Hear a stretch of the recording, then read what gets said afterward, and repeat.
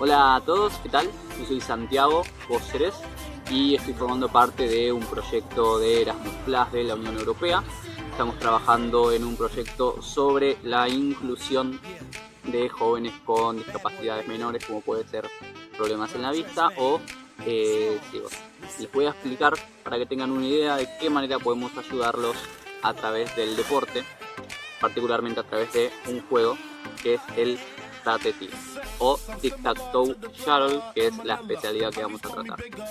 Supongo que si me estás mirando sabrás jugar al Tate-Ti. Tate-Ti es esto, tiene 3 hileras en las cuales cada equipo va a tener que hacer una línea que puede ser horizontal, vertical o cruzada con un círculo o una cruz.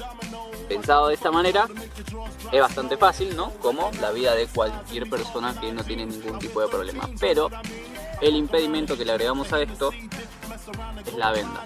Tenemos que tratar de sentirnos, para poder ayudar a alguien, tenemos que saber cómo es su vida, qué ve, si no ve, cómo podemos ayudarlo. Y para saber cómo ayudarlo, a través de esto lo vamos a poder hacer. Quizás te vas a poder dar un poco de cuenta. Porque si yo me pongo esto y trato de escribir acá, de hacer un círculo, una X u otro círculo, probablemente no va a estar en línea.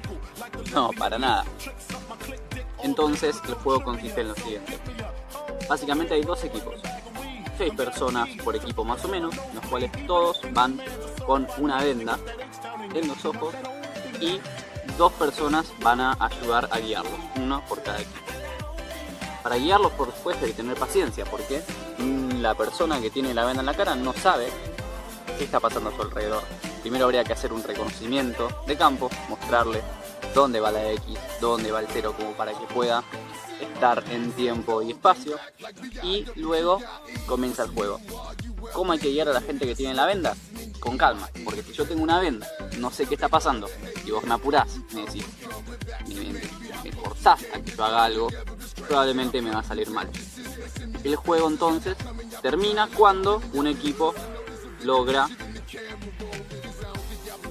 esto, que es cruzar los círculos o las cruces.